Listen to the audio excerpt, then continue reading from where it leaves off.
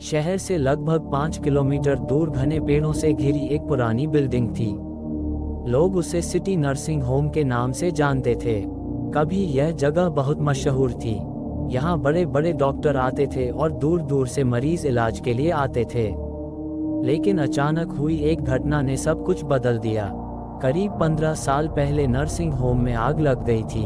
उस समय रात का वक्त था और अस्पताल की तीसरी मंजिल पर ऑपरेशन चल रहा था। अचानक बिजली चली गई और जनरेटर ने भी काम करना बंद कर दिया। उस अंधेरे में ऑपरेशन थिएटर में मरीज की मौत हो गई। इसी अफरा तफरी में आग भड़क उठी और कई मरीज तथा नर्सें जिंदा जल गईं। तभी से लोग कहते हैं कि उस नर्सिंग होम में अजीब आवाजें आने लगीं। कहते हैं कि रात में वहां से रोने चीखने की आवाजें सुनाई देती थीं। कई लोगों ने देखा कि खिड़की से खून से लथपथ नस झांकती है। कुछ ड्राइवरों ने बताया कि सड़क किनारे सफेद कपड़े में औरत खड़ी रहती है और जैसे ही कोई उसके पास पहुंचता है वह अचानक गायब हो जाती है। समय बीतने के साथ लोग उस बिल्डिंग से दूर रहने लगे, परंतु शहर के 4 दोस्तों अरुण, दीपक, मोहित और विजय ने तय किया कि वे सच्चाई जानने के लिए आधी रात को नर्सिंग होम जाएंगे। घड़ी में 12 बजे वे चारों टॉर्च लेकर पहुंचे। बाहर का माहौल ही सन्नाटेदार था। पेड़ों से सरसराहट हो रही थी, कुत्ते दूर भौंक रहे थे और बिल्डिंग अंधेरे में भूतिया लग रही थी। जैसे ही उन्होंने दरवाज़ा खोला बदबूदार हवा का झोंका आया। अंदर दीवारों पर धुआं और खून के धब्बे थे। ऑपरेशन थिएटर का दरवाज़ा टेढ़ा लटका हुआ था। अचानक विजय की टॉर्च बंद हो गई। अंधेरे में सबको महसूस हुआ जैसे कोई उनके पीछे खड़ा है। दीपक ने देखा कि कॉरिडोर में एक नर्स खड़ी है जिसका चेहरा आधा जला हुआ था। वह धीरे धीरे उनकी ओर बढ़ रही थी। उसके हाथ में खून से टपकता हुआ इंजेक्शन था। अरुण ने कांपते हुए तावीज़ जेब से निकाला जो उसकी दादी ने दिया था। तभी नर्स ने चीख मारी और पूरा कमरा हिल गया। खिड़कियां अपने आप बंद हो गईं। चारों ने भागने की कोशिश की लेकिन गेट अपने आप बंद हो चुका था। मोहित ने साहस करके तावीज़ हवा में घुमाया।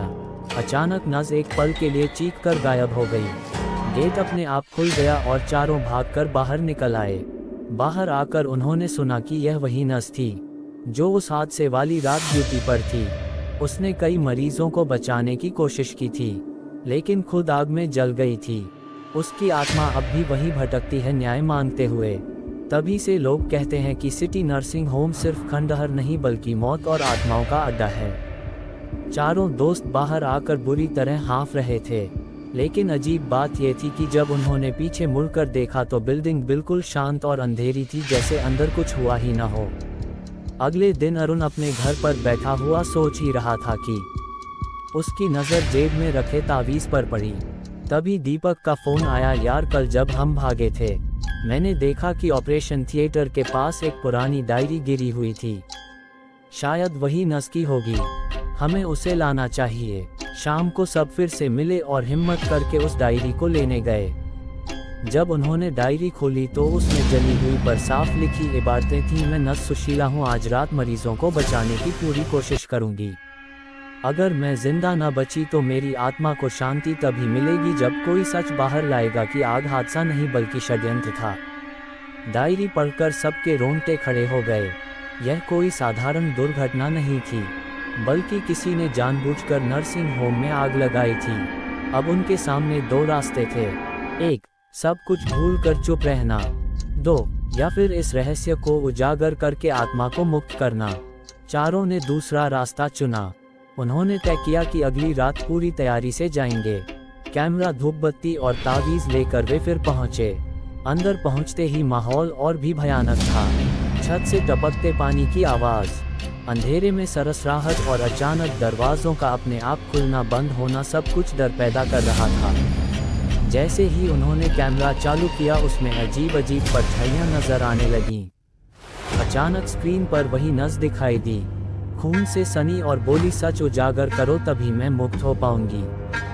जांच पड़ताल में पता चला कि उस समय नर्सिंग होम के मालिक ने बीमा इंश्योरेंस की मोटी रकम पाने के लिए आग लगवाई थी, लेकिन आग इतनी फैल गई कि वह खुद भी सबक बन गया। पुलिस ने कभी केस को गंभीरता से नहीं लिया। चारों दोस्तों ने डायरी और सबूत इकट्ठे करके मीडिया में उजागर किया। मामला फिर से खुला और सच सामने आया। जैसे ही कोर्ट ने सच मानकर केस को हत्या और षड्यंत्र घोषित किया, उसी रात दोस्तों ने नर्सिंग होम के सामने धूपबत्ती जलाए। अचानक बिल्डिंग से एक सफेद रोशनी उठी और दूर आकाश में विलीन हो गई। वह नज़ आखिरकार मुक्त हो चुकी थी। दोस्तों को लगा कि सब खत्म हो गया, मगर एक रात विजय के सपने में वही नज़ आए और बोली, मैं तो मुक्त हो गई, लेकिन जिन आत्माओं की मौत इस नर्सिंग होम में हुई थी वे अब भी यहीं भटक रही हैं।